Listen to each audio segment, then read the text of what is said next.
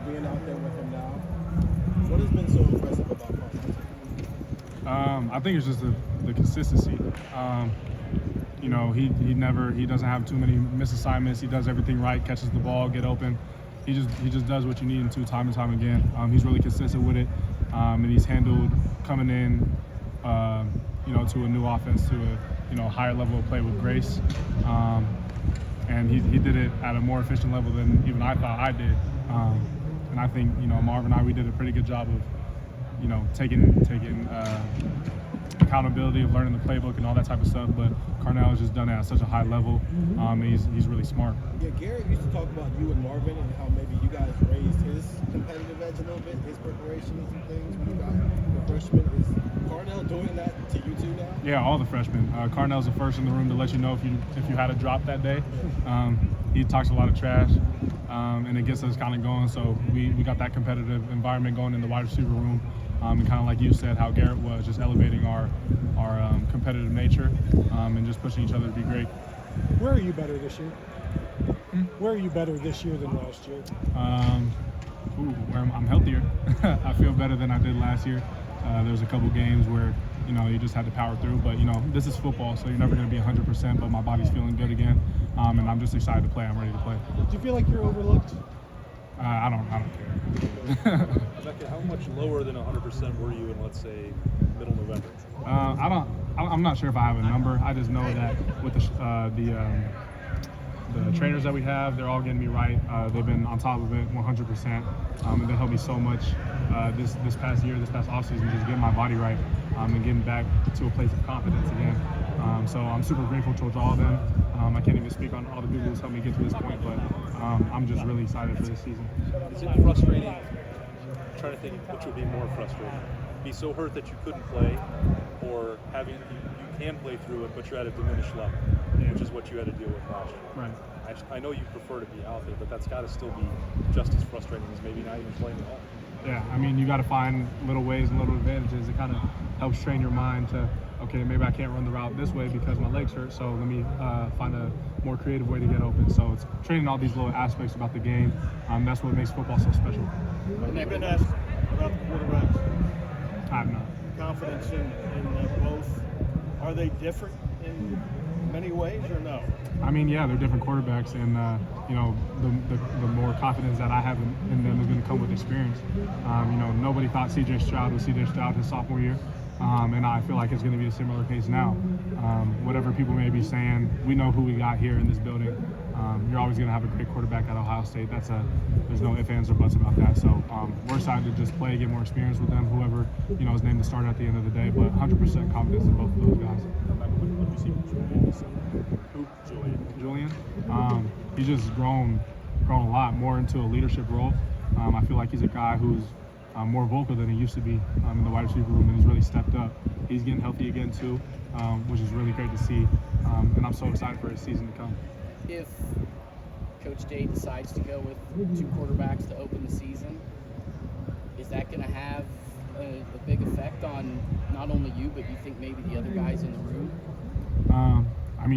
Football is going to be football regardless. We still have our same assignments, it's the same plays, and we're expected to operate at a high level and execute at a high level. That's just what the standard is at Ohio State, and that's just what the standard is in Zone 6 in the receiver room. So we feel confident with anybody behind the center, but we have maximum confidence in both Kyle and Devin. You don't think that would throw off chemistry between you guys? Maybe one quarter there's Kyle, the next quarter there's Devin, or maybe even they alternate drives kind of thing. Mm-hmm. It would be a pretty seamless transition between the two regardless.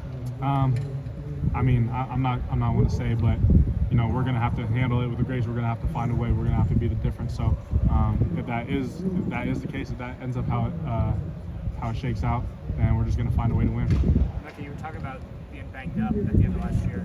So what does a healthy Emeka for a full season look like? What's different if you were healthy? What could be different this year? Well, I'm just staying on top of my body to make sure that I can be as healthy as possible. But like I was saying, it is football, so you're always going to have little nicks and bruises. But I'm not entirely sure. You know what I'm saying? We're going to see this year. Hopefully, if I can keep my body with the grace of the Lord by my side. But I'm just going to play to my full potential and to my full ability. If you and Marv are healthy throughout most of the season. I mean, is there a receiver room that you can relate to what you guys might be able to do, what your ceiling is if you both stay healthy this year? I can't say who we compare ourselves to, but at the end of the day, we're just gonna grind. We're gonna work as hard as we can. We're gonna study our plays. We're gonna treat every opponent with respect and come out with our hair on fire. And at the end of the year, we're gonna look up and we're gonna see where we're at. What were you dealing with last year at the end of that season? Just a couple like nagging things. I had some surgeries I went through this off season, but the body is feeling good now. So, but yeah, they were just nagging things. Things that were kind of just frustrating to play with. But at the end of the day, I didn't really have a choice. Emeka, what impresses you so far about Bryson and Brandon this line? Bryson and Brandon. Oh man, I'll go off a little bit on the tangent on both those guys. Bryson is just, he's one of the smaller dudes in the room, which is okay. He's a freshman, he's young, he's gonna get that strength to play up, and he's gonna build some more muscle mass. But I mean, he's super quick, he's super shifty, and we have this Michael Thomas board in the wide receiver room that tracks all our targets, catches, drops, all that type of stuff. I think Bryson at the end of fall camp, he had a 90% completion rate when targeted, that's the highest I've seen since I've been here. If that was a national stat, I'm sure he'd be #1 in every category. So good things happen when he's targeted. Good things happen when the ball goes his way. For Brandon, he came in, the last out of those 4 receivers, and he's picking up the offense extremely fast. He's a joy to be around, but he's such a great competitor.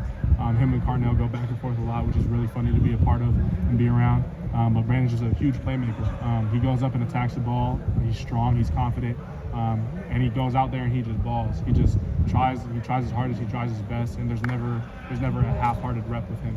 You know what it feels like to play with Julian and Marvin for You guys have been in split fields, and I've seen you out there with Carnell, I've seen you out there with Brandon, with just different guys. Do you feel a difference when the next group comes in after Marv and Julian go off the field, or does it just kind of feel the same? Because to us, the outside people, it doesn't really look like there's much of a drop-off. But it's also weird to say that because Marvin and you and Julian could all 3 be very high. I mean, that's the goal, right? The goal is there to be no drop-off. I don't feel like there was much of a drop-off when Chris and Garrett left or when Jackson left. So that's kind of what we do in Zone 6. That's kind of what we do. We take the keys and we pass them on to the next guy. So I expect them to transcend everything that we've done here. And if they didn't, then that's kind of on me. You know what I'm saying? It's my job to pass the torch and to give them every bit and every nugget that I have, take it from here. So I'm glad to see them doing so well. I hope they continue to do so. And I'm just very blessed to be a part of this room. When did you pick up? Last question. It sounds like you're going to take it personally the way that the next guys are. You aren't here now. When did you start to feel that almost weight? Maybe you need to pass something on to the next guys. That's a good question. I'm not really entirely sure. Maybe it's when I became an older guy. I'm only a 3rd year, but I'm one of the more senior wide receivers in the room. And I just got that sense of wanting to pass the torch from Jackson and from Chris and Garrett. They all wanted to do that, and they're so happy to see us succeeding. And it's so fun to watch them in the NFL now, but there's a point in time where, like I said, the torch is passed. It's your time now. So, I can't really say when I picked it up, but I'm glad to be part of this tradition that we have going. Mick, when we were at practice last, as we were leaving and you guys were closing out, you kind of were a little heated with what had going out there. Mm-hmm. What happened, and what did you say? Like the PG version. Oh, it was just the offense wasn't clicking on all cylinders, but it was early. That's going to happen. Kind of just, making sure we're not lackadaisical when we take every rep take every rep seriously and make sure we're not leaving anything up to chance. So just, nothing too serious, just getting on the team, making sure we're all ready and we're all firing on all cylinders. Thank you so much. Thank you, Mac.